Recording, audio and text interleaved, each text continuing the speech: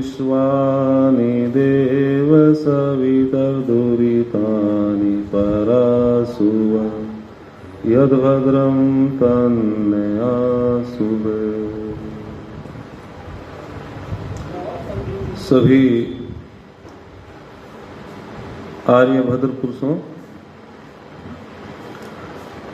नंगला खेपड़ आर्य समाज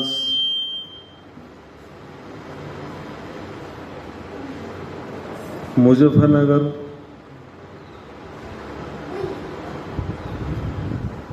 में बहुत ही अच्छा कार्यक्रम चलता रहता है। आइए एक मंत्र की व्याख्या करते हैं,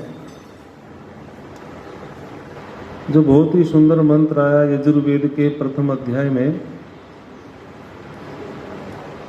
कस्त्वायुनक्ति सैत्वायुनक्ति कस्मै त्वायुनक्ति तस्मै त्वायुनक्ति कर्मणेवां वेसायवाम्। मंत्र में कहा गया कस्त्वायुनक्ति सैत्वायुनक्ति कस्मै त्वायुनक्ति तस्मै त्वायुनक्ति कर्मणेवां वेसायवाम्। कि इस तेरे शरीर को तेरी आत्मा के साथ किसने जोड़ा है? तो उत्तर दिया गया कि आत्मा के साथ शरीर को जोड़ने वाला परमपिता परमात्मा है। और फिर पूछा गया कस्मै त्वायुनक्ति, किस प्रयोजन के लिए तेरे आत्मा के साथ तेरे शरीर को जोड़ा है, नियुक्त किया गया है? तो फिर उत्तर दिया गया तस्मै त्वायुनक्ति, अर्थात उसको प्राप्त करने के लिए, अर्थात परमपिता परमात्मा को प्राप्त करने के लिए, शुभ कर्म करने के लिए तेरे आत्मा को शरीर के साथ जोड़ा गया है।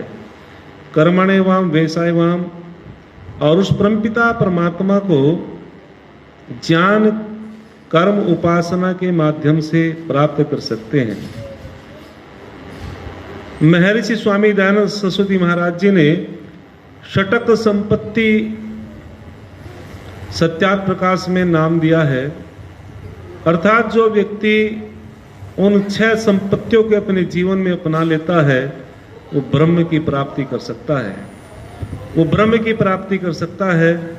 सबसे पहले बताया सम। सम का अर्थ बताया गया है कि अपनी आत्मा को और अपने आचरण को अधर्म से हटा करके धर्म में प्रवृत्त रखना सम कहलाता है। अधर्म, एक बार स्वामी दयानंद महाराज जी का शास्त्रार्थ हुआ काशी के अंदर, तो वहाँ स्वामी विशुद्धानंद और स्वामी दयानंद में जब वार्तालाप हुई तो स्वामी जी ने उससे पूछा कि बताओ धर्म के कितने लक्षण होते हैं? तो उन्होंने कहा एक होता है। स्वामी जी ने कि एक नहीं 10 होते हैं। तो वहाँ बाल शास्त्री भी था। बाल शास्त्री ने कहा जी मैंने सब धर्म शास्त्रों को पढ़ा है, आप मेरे से पूछो कुछ भी। तो स्वामी दयानंद महाराज जी ने कहा था बाल शास्त्री से कि तुम अधर्म के लक्षण बताओ, धर्म के लक्षण कितने होते हैं? तो वो मौन हो गई। तो जब स्वामी दयानंद ने कहा था कि अधर्म के लक्षण भी 10 होते हैं, और वे कौन कौन से होते हैं? 3 मानसिक होते हैं, 4 वाचिक होते हैं और 3 शारीरिक होते हैं। किसी के पदार्थ की चोरी की मन में इच्छा रखना ये मानसिक अधर्म है, और ईर्ष्या करना, द्वेष करना ये मानसिक अधर्म है। वाचिक अधर्म भी 4 प्रकार के बताए। कठोर बोलना, झूठ बोलना, निंदा करना और किसी की बातों को उड़ाना, ये वाचिक अधर्म है। और 3 शारीरिक अधर्म बताए, हिंसा करना और व्यभिचारी दुष्कर्म करना, चोरी करना, ये 3 शारीरिक अधर्म में आते हैं। तो स्वामी दयानंद ने कहा था कि जब तक हम इस अधर्म से नहीं बचेंगे तो हम परमपिता परमात्मा की प्राप्ति नहीं कर सकते, ब्रह्म की प्राप्ति नहीं कर सकते। तो ये शम है। और फिर दम, मन की चंचल वृत्तियों को नियंत्रण में रखना दम कहलाता है।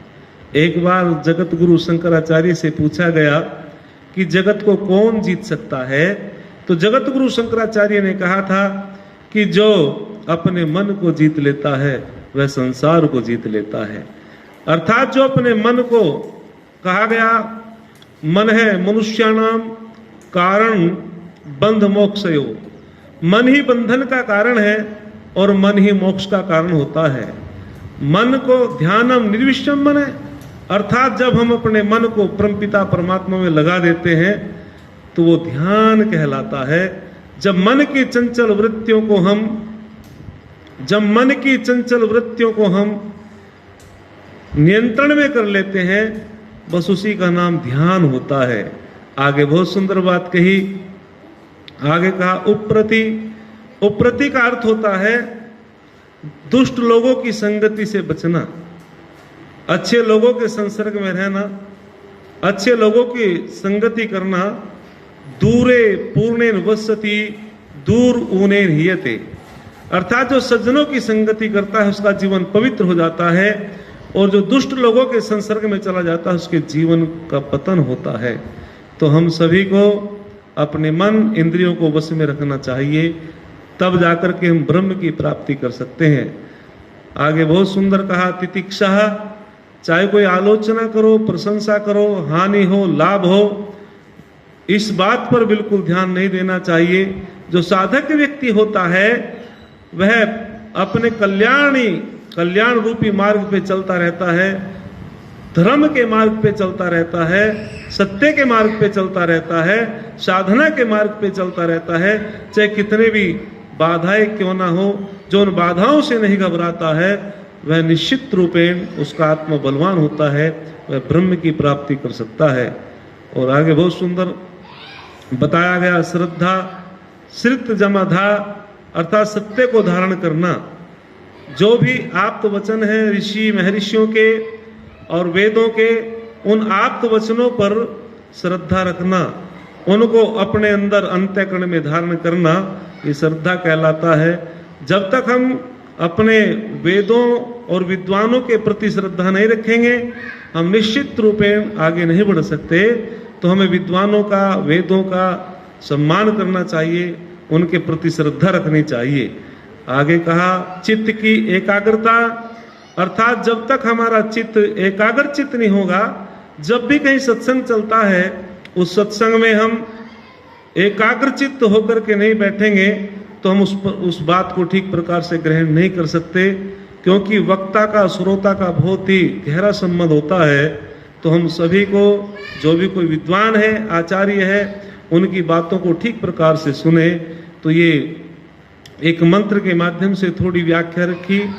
जो हमारा ये चैनल है आचार्य कुंवरपाल शास्त्री मुजफ्फरनगर, इसको सब्सक्राइब करना और लाइक करना, क्योंकि ये बहुत ही, जो भी सुनेगा उसको लाभ होगा। और हमको अच्छी अच्छी बात सुननी भी चाहिए। अधिक ना बोलते हुए अपनी वाणी को मैं विराम देता हूँ। इति ओम सम।